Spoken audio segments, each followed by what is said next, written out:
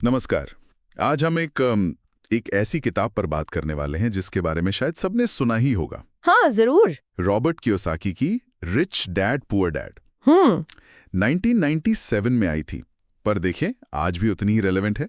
हमारे पास इसकी समीक्षा का सार है, तो देखते हैं इसमें क्या है। बिल्कुल देखते हैं। ये नाम ही बड़ा कैची है ना, रिच डैड पुअर डैड। ये असल में दो अलग तरह की सोच की कहानी है। हाँ बिल्कुल, दो पिता, दो अलग फिलॉसफी। पुअर डैड जो लेखक के असली पिता थे, अच्छा, वो पढ़े लिखे थे, अच्छी नौकरी में थे, मतलब वो पारंपरिक सुरक्षा, जॉब सिक्योरिटी, हाँ, उस पर जोर देते थे। हाँ, जैसे ज्यादातर पेरेंट्स सोचते हैं। बिल्कुल। और फिर थे रिच डैड, ये उनके दोस्त के पिता थे। ओके। वो कम पढ़े लिखे थे, पर उनका अपना बिजनेस था।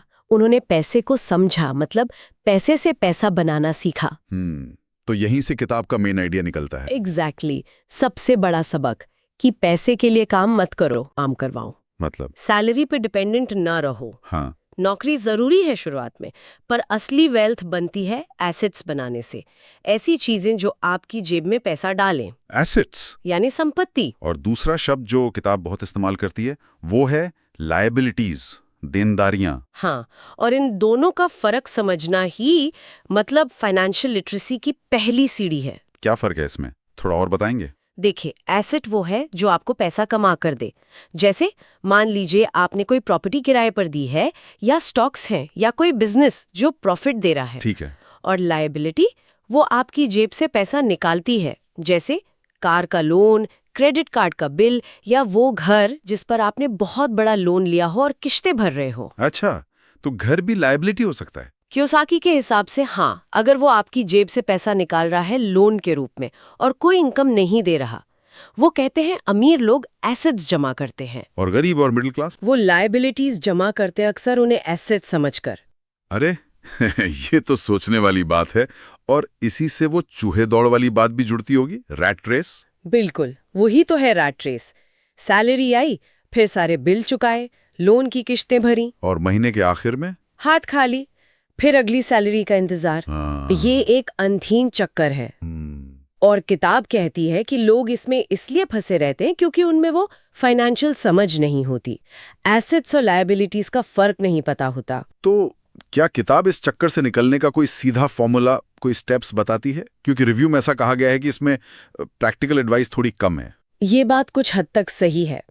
देखिए, किताब मोटिवेट करने में, आपकी सोच बदलने में कमाल की है। हाँ, वो कहानी वाला अंदाज शायद मदद करता है। बिल्कुल, वो आपको मजबूर करती है कि आप पैसे के बारे में अलग ढंग से सोचें।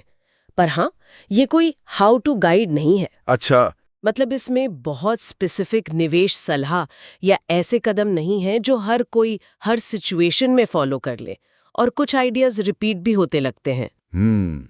तो ये एक तरह से माइंडसेट शिफ्ट करने वाली किताब है, एक स्टार्टिंग पॉइंट। हाँ, कह सकते हैं। शायद स्टूडेंट्स के लिए या जो लोग अभी कमाना शुरू कर रहे हैं उनके लिए बहुत अच्छी हो सकती है, ताकि वो सिर्फ सैलरी वाली सोच से बाहर निकलें। निश्चित रूप से कोर मैसेज यही है कि भाई सिर्फ अच्छी नौकरी से फाइनेंशियल फ्रीडम नहीं मिलेगी। आपको पैसे की भाषा सीखनी होगी, निवेश को समझना होगा, और लायबिलिटीज की जगह एसेट्स बनाने पर फोकस करना होगा, चाहे छोटे से ही शुरू करें। तो मतलब ये किताब कैसे अमीर बने की रेसिपी नहीं देती, बल्कि ये सिखाती है कि अमीर लोग सोचते कैसे हैं। बिल्कुल सही पकड़ा, उनका माइंडसेट क्या होता है। ठीक है। और यहीं पर एक सवाल हमारे लिए भी है ना? क्या कि हमारी जो अपनी पढ़ाई लिखाई है, स्कूल की, कॉलेज की, वो हमें असल दुनिया में पैसा संभालने के लिए कितना तैयार करती है? ये तो बड़ा सवाल है। क्या हम खुद जानते हैं कि हमारी कौन सी चीज एसेट है और कौन सी लायबिलिटी? इस पर सोचना शायद हम सबके लिए फायदेमंद हो। बिल्कुल, बहुत जरूरी सवाल है ये।